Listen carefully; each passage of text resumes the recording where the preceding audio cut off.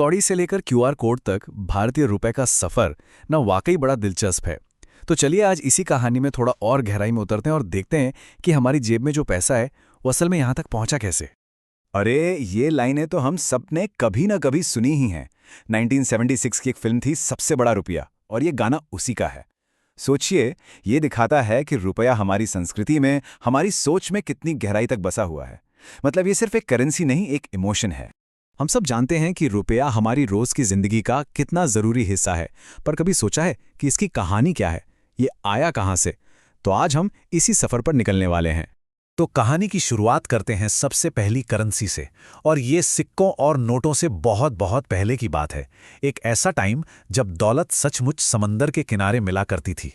जी हाँ, पुराने भारत में जो सबसे पहली मुद्रा थी वो कोई सोना, चांदी या कोई और धातु नहीं थी। वो थी कौड़ी, समंदर से मिलने वाली एक छोटी सी सफेद सी सीप। यही हमारा पहला पैसा था।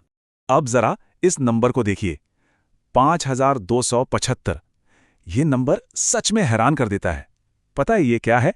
शुरुआत में 1 रुपए की कीमत 5275 फूटी कौड़ियों के बराबर थी। जी हाँ, बिल्कुल सही सुना। ये छोटी छोटी सीटियां ही हमारी अर्थव्यवस्था की नींव थी। अच्छा, अब बात करते हैं पैसे के पुराने हिसाब किताब की। ये सिस्टम आज की तरह सीधा नहीं था, थोड़ा पेचीदा था। लेकिन मजे की बात यह है कि हमारी भाषा के कई जाने माने मुहावरे यहीं से निकले हैं। इसे पुरानी मुद्रा की एक सीढ़ी की तरह समझ सकते हैं। सफर की शुरुआत होती थी सबसे छोटी यूनिट, फूटी कौड़ी से। फिर आती थी कौड़ी, दमड़ी, धेला, पाई और फिर आना, जो रुपए तक पहुंचने का रास्ता था। और इन सब का हिसाब किताब ही तो सबसे दिलचस्प था। जैसे 16 आने मिलकर 1 रुपया बनता था, और यहीं से वो मुहावरे आए जो हम आज भी इस्तेमाल करते हैं। जब कोई कहता है 1 फूटी कौड़ी भी नहीं दूंगा, या मैंने तो पाई पाई चुका दी, तो वो असल में इन्हीं पुरानी मुद्राओं को याद कर रहा होता है। कमाल है ना? तो इस सब के बाद कहानी उस मोड़ पर आती है जहां रुपए का जन्म हुआ।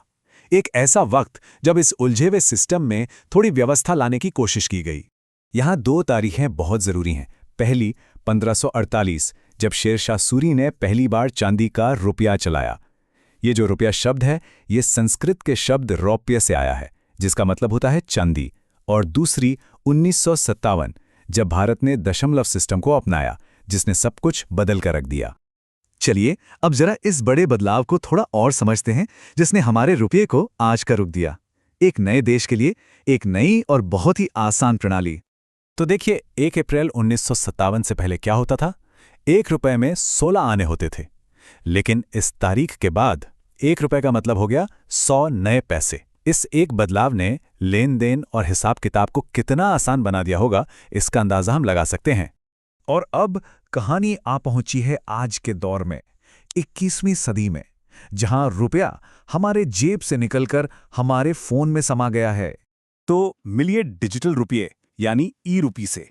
ये और कुछ नहीं, हमारे भारतीय रुपये का ही एक डिजिटल अवतार है, जिसे रिजर्व बैंक ऑफ इंडिया जारी करता है। काम बिल्कुल कैश की तरह, लेकिन रहता है डिजिटल वॉलेट में। इसकी कुछ खास बातें हैं। इसकी कीमत कैश के बिल्कुल बराबर है। इसकी गारंटी सीधे आरबीआई देती है, और इसका इस्तेमाल पैसे भेजने, लेने या कोई भी ऑनलाइन पेमेंट करने के लिए किया जा सकता है। कह सकते हैं कि ये पैसे का भविष्य है। रुपये की कहानी सिर्फ भारत तक ही नहीं है, इसका असर और इसकी पहचान हमारी सरहदों के पार भी पहुंची है।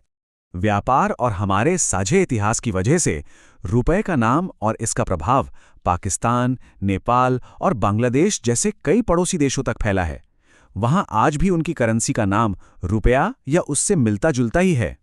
तो समंदर की सीपीओ से शुरू हुई ये कहानी अब डिजिटल कोड तक आ पहुंची है। रुपये की कहानी लगातार बदलाव की कहानी है। अब सवाल ये उठता है कि हमारे हाथों और हमारी स्क्रीन पर मौजूद इस पैसे का अगला पड़ाव क्या होगा?